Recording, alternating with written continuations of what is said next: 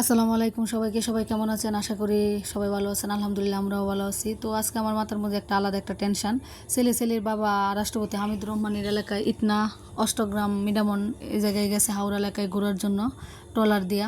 তো আর দুধ দহন করা এত গেছে গা। তো এই দুধগুলো এখন তো যাই যেই দোকানে লাগার দেয় এই দোকানে দিতে হইব। তো আমি রওনা হয়েছি যাওয়ার জন্য। আর এই যেই লোকটা আমার হেল্প করছে উনি হলো আমার কাকার বাড়ির কন্ট্যাক্টদারের জন্য বলছি যে আমার দুইটা দুধের কন্টিন অটো স্টেশনে উঠাই দিন, আমার লেগে ভালো হইব। পরে উনি আমার অটোর মধ্যে উঠাই দিছে। তো প্রত্যেক দিন তো দেখেনি ভিডিওর মধ্যে আমরা অনেক কাজ করি সারাক্ষণ। আর যাদের বাড়িতে গরুর খামার আছে তাদের তো আলাদা একটা টেনশন থাকে, আলাদা কাজের সপ্তাহে দৈনিক কিন্তু 6 থেকে 7 ঘন্টা কিন্তু গরুর খামারে আমরা সময় যা। তো মাঝে মধ্যে তো মনে চা যে একটু ঘোরাঘুরি করার বা মন ফ্রেশ করার বা বাচ্চারা একটু আনন্দ দেওয়ার।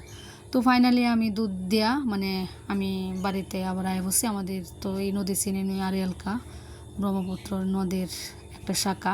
ওই নদীর মাঝখানে আয় বসছি। আমার এই নদীর থেকে আমার বাড়িতে যাইতে 5 মিনিট লাগবো হাইটা। তো আমি অলরেডি নদীর মধ্যে আয় বসছি। তো আর আসার পরে আমার ফুপুরে দেখতেছি যে কলা বাগানের আগাছা পরিষ্কার করতেছে। আমার বাড়ির থেকে আমার কাকার বাড়ির দূরত্বটা 2টা কলাবাগ ফারণ লাগে। আর 2টা কলাবাগের মধ্যে আগাছা অনেক প্রচুর ভরে গেছে, যার কারণে বাচ্চারা এদিক দিয়ে যাওয়া করলে ভয় লাগে, সপ্তাহে প্রচুর যোগতাহে। আর যেহেতু রোজ রোজ বৃষ্টি হয় এই কারণে ভাবতেছি পরিষ্কার করে লাই। আর গোসলের আগে পরিষ্কার করলে একটু ভালো হইব।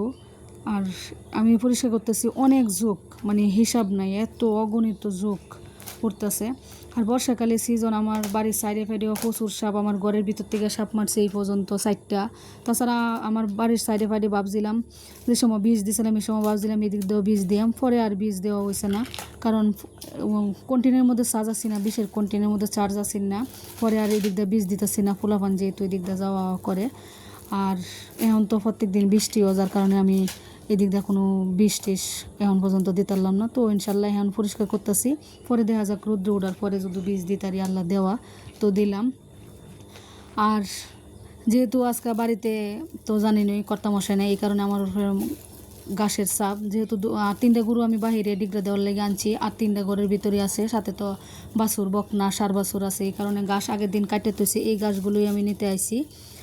কারণ দুপুরে তো তাদের খাওয়ান দিতে হইব। তো 2 কাঁচা গাছ দেওয়ার পরে আমি একটু নেড়া দিয়াম, পরে